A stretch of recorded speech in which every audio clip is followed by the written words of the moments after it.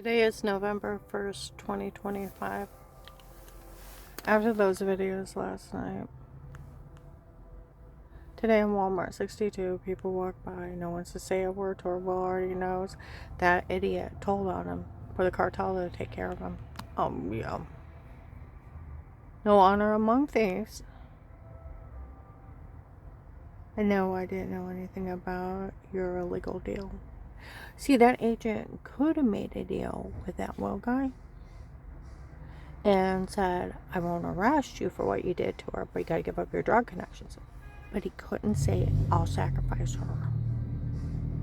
Right on Google, the police, no kind of police can ever sacrifice a victim, sacrifice a person back to a drug dealer to get the drug dealer. It's illegal.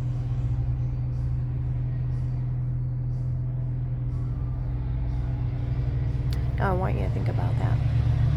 It's illegal. They go to jail as an accessory to those crimes. And aiding and abetting, obstruction of justice, tampering with a witness. And then you got to think where I called the FBI hotline for help. The next day the phone's ringing and I'm so drugged up I can't answer the phone. Let it go to voicemail, wake up later, staggered, doubled over, so drugged up I can't even stand up straight. Made it to the refrigerator, made it to the bathroom, got back in bed, listened to the voicemail, this is agent, call me back. Fall back to sleep, I can't.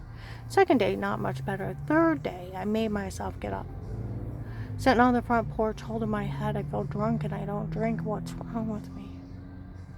Okay, got enough air in my face, called one of my witnesses. I gave the hotline. Said she'd witness for me.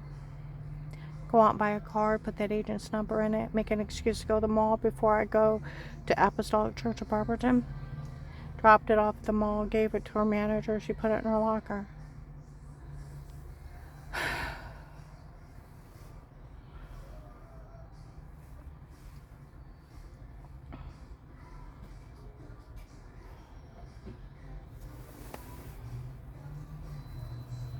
You go to Apostolic Church of Barberton.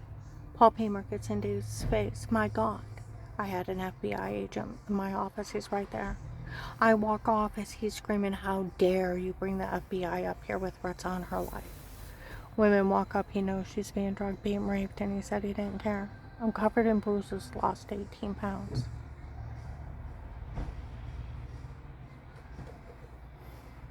I go in and sit down. They follow me, saying the same thing. He knows she's being drugged, beaten, raped, and he said he didn't care. And that's as strange as why I call me a faker. And if she's going to be mean to women, he's going to turn her back over to him. And Dave comes in, let's go. We get out in the car. You called the FBI on me. I screamed at him. What did you expect?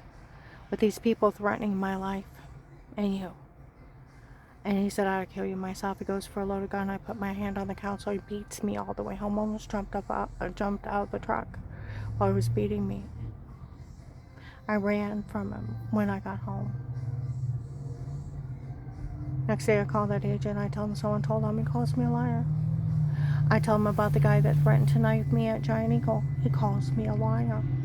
I tell him he almost kidnapped me before I can say Terry Coberly seen him. He said, oh, come on now. Even if a church person seen him, they'd never verify it. I met with that family in my office, the one her father murdered her kid. And all those church people, now he just said they were in an FBI office. Okay? And I know they're trying to kill you. And he says, strangest liar called me a faker it was 15 years before that when it was medication error, medical malpractice. And it was 6 months later, had nothing to do with that accident. And I said, I really was sick before, you liar. Was there a camera above the bench or not when you heard that guy's voice? I don't know. You see a liar, I'll put you in jail, you hear me? And he starts screaming at me. And then he said, I'll come up and arrest you. And I'm like, fine, whatever.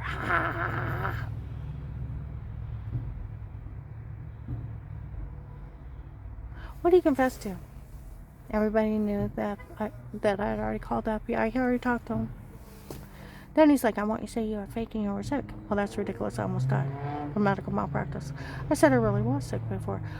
He's like, now, I've had that family in my office that want her father murdered her kid. And all those church people, and I know they're trying to kill you. And he says, strangers like conspiracy and attempt to murder a federal crime, so why didn't you arrest him? They confessed to you. Why didn't you arrest him? And you need to realize what you've done. And I don't blame him for trying to kill you. Give me 1 second. Will you go get me a 20-ounce pop? Yeah. Okay, thank you. Yeah.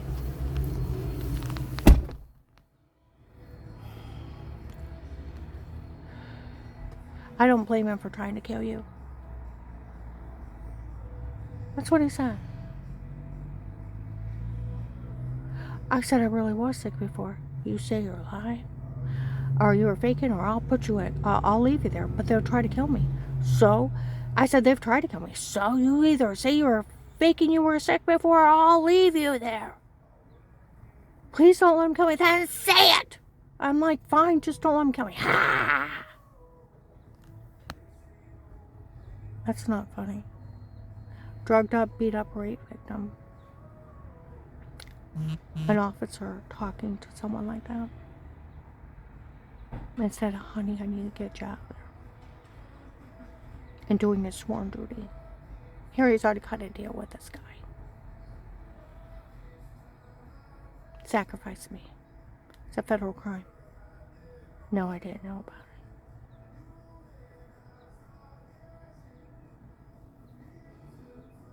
it. He said, why would the FBI help a person like you? Well, they're going to try to kill me. So, they've tried to kill me. So, give me a real reason, like murder's not good enough.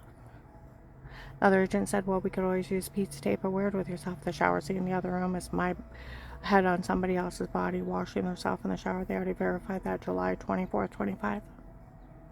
And they're stalking tapes. A drug scam. Drug confessions and photoshopping and washing.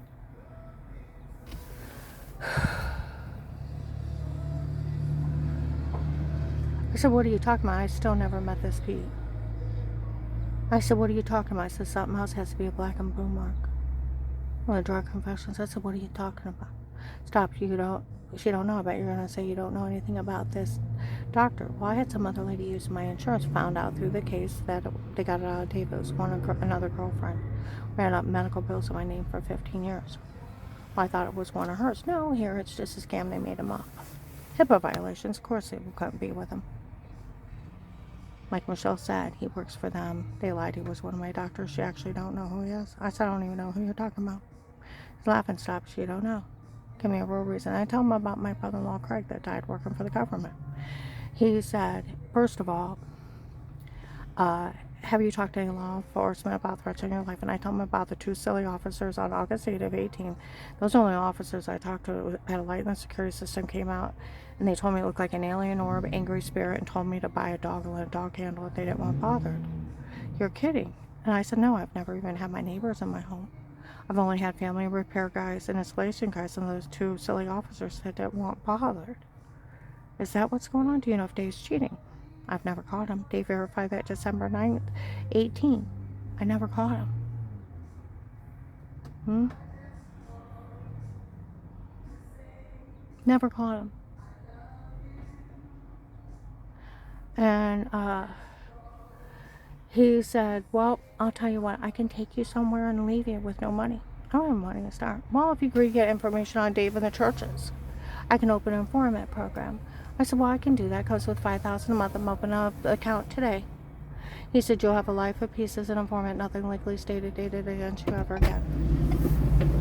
May have stolen my money. I'll have to be there.